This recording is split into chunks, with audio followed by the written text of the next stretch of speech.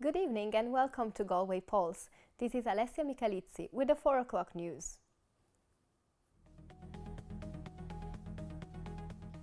In today's program, migrant women speak out about their experience of racism in Ireland.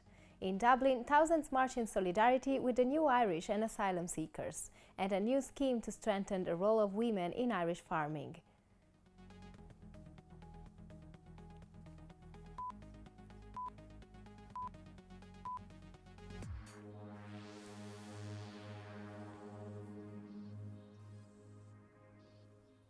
We will also be looking at Russia's war on Ukraine 1 year on. But first, has Ireland become unsafe for immigrants? The recent hashtag #IrelandIsFull has caused deep concern. So Hasini Srinivasaraghavan has more. The rise in anti-immigrant protests is causing fear among ethnic minorities who are increasingly concerned for their safety in Ireland. When I was pregnant and a man came into my face, near the GPU, telling me not to bring another N into this country. Don't dare bring another N, nigger, in this country. That is Dr. Salome Bugwa, the CEO of Akidwa, the only migrant women NGO in the country, recounting her experience facing racial abuse in 2000. When I came to Ireland, I received a very good welcome. This is 27 years ago. I had come as a student. The assumption was that I will study and go back home. And so perhaps maybe they didn't have a problem with me. But then I came to live here permanently. And I found it very difficult. I wouldn't say that racism disappeared. It was still there. But it was not as much as what we are seeing now. Akidwa is merely minutes away from East Wall, one of the centers of massive vocal anti-immigrant protests happening in Ireland. It's actually not only to those who are seeking international protection. It's anybody who look different. Dr. Bugwa says that migrants are now increasingly afraid of traveling on public transports. We've also had a lot of women calling and, very scared that they think they're going to ban, their hostels, or they don't even want to work because they feel like everybody hates them. So there's the fear of movement, there's fear of being hurt. The Irish Network Against Racism recorded over 400 cases of racial discrimination in 2021 alone. The report further states that over 75% of all racial discrimination goes unreported, leaving the actual figures in the thousands.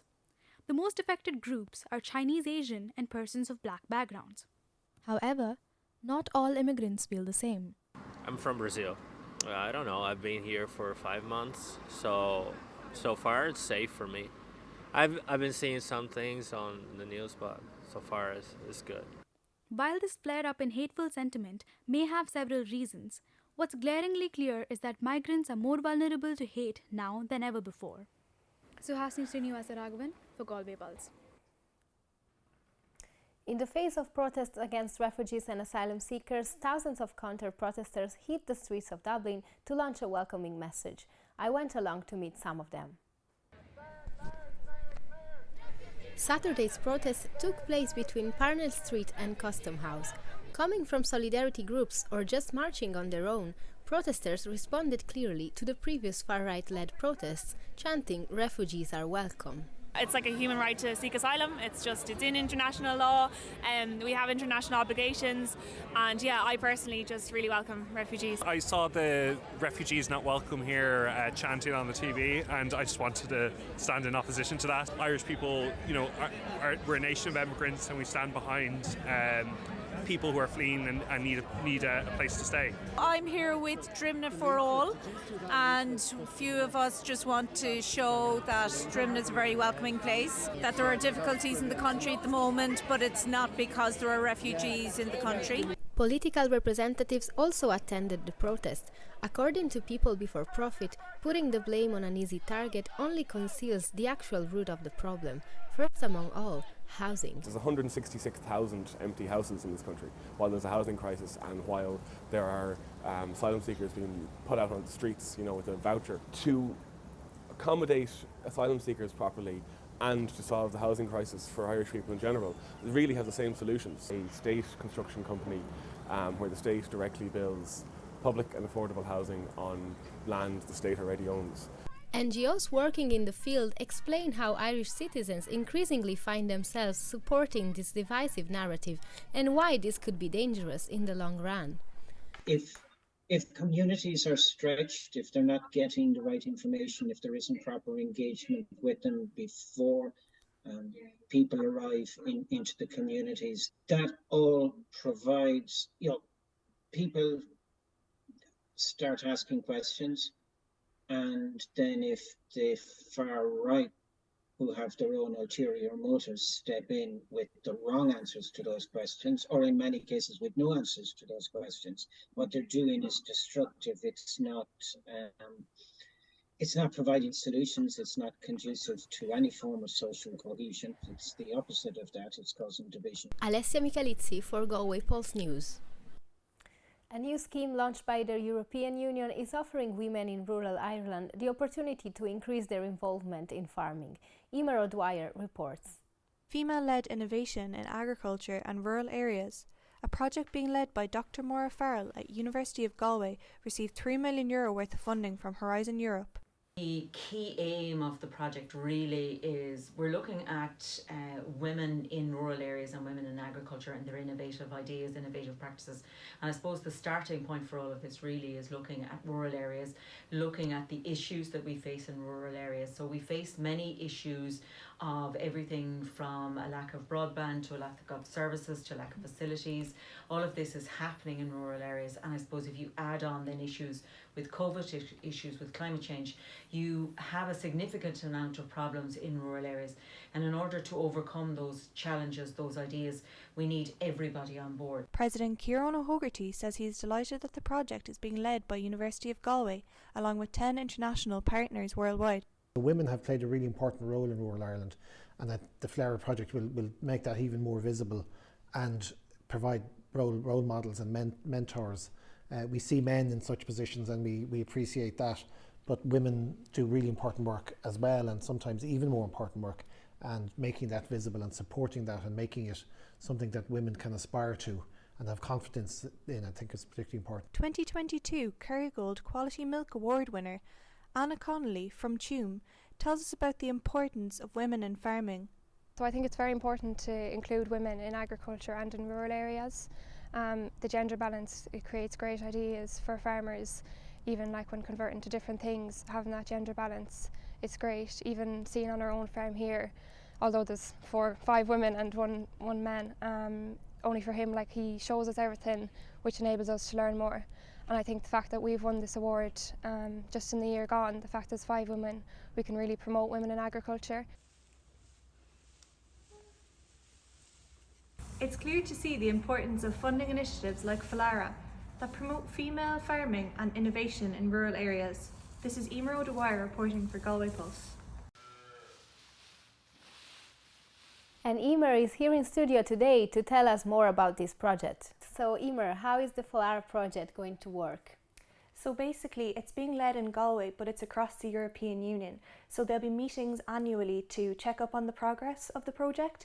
But how it will work is there'll be community teams of innovators across the 10 different countries involved, and there'll be female innovators and entrepreneurs, and they'll receive some of the funding. So there's €3 million worth of funding gone into the project so far. Okay, and how is it going to impact rural areas and communities in Ireland? So as we spoke to Anna Connolly, a farmer from Tuam, she won a Dairy Milk Award this year as well. So we hope to see more things like that, more women being put on higher platforms in farming and being allowed to bring their innovations in, because it's all about balance and working with both men and women on farms to create changes and to create positive impacts in rural areas as well. That's great. Thank you so much for joining us. The issue of black mold in houses and apartments has highlighted the country's rising energy costs as people struggle to pay heating bills. Sanjukta Salgaonkar has more. I'd say it started to appear around mid-fall, maybe early October. So it just started to appear when it's really rainy out and when the house is not very well ventilated. So I suppose when it's warmer out, we open the windows and there's been no issues. But once it started to rain, mid-fall rainy season, and then it gets colder outside and you keep the doors, the windows closed, and it's a lot harder to ventilate the moisture out. So that's kind of a prime environment for mold to start appearing. I wouldn't say it has caused any health issues for myself. I think we kind of target it as it shows up. So immediately, whenever I see it, I address the issue.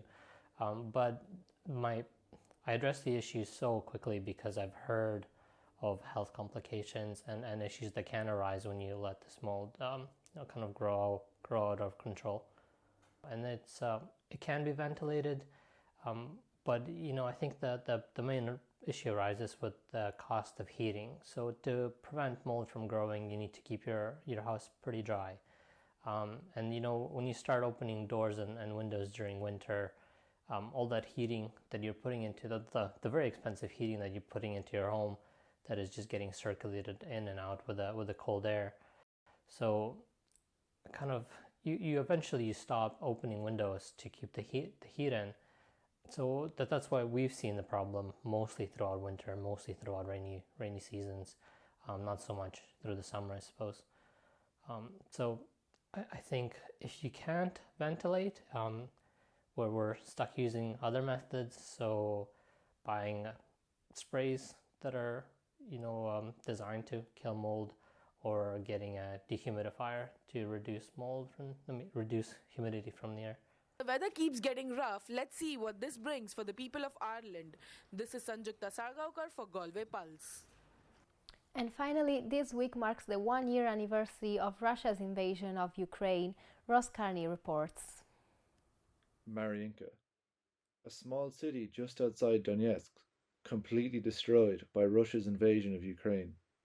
1 year on, the war has left 8,000 civilians dead and over 8 million displaced. Fighting still remains ongoing along Ukraine's eastern front, with heavy focus currently on the town of Bakhmut in recent weeks. Ray Murphy, a professor at the Irish Human Rights Centre at the University of Galway, and a former captain in the Defence Forces, gives his view on the war. I don't think either side can win this, and I think in the end there will have to be compromise by both sides. And right now, that time isn't right for that. They're still, unfortunately, are committed to slogging it out. And that means a huge continuous human cost, which is impossible to measure at this stage. But on both sides, the human suffering has been incredible. And in the end, despite Russian propaganda, Russia did invade Ukraine. It is the aggressor in this instance. And therefore, there has to be some accountability for the crimes it has committed and the wrong it has done to Ukraine. Just north of Donetsk, the town of Bakhmut has become the main focus of fighting in recent weeks. These images show just how brutal the fighting has been. Although the town has been flattened by Russian artillery, Ukrainian forces still hold the city. Well, it'll be very interesting to watch in the next, month or two how Bakhmut evolves. The Russian forces there say that they are running out of ammunition and they're not getting the support they need. And it does appear that the Ukrainians are beginning to reinforce that particular area with a view to making a stand, even though everybody acknowledges that it's not of any great strategic importance, but it seems to be of huge symbolic importance. Ross Kearney, Galway Pulse.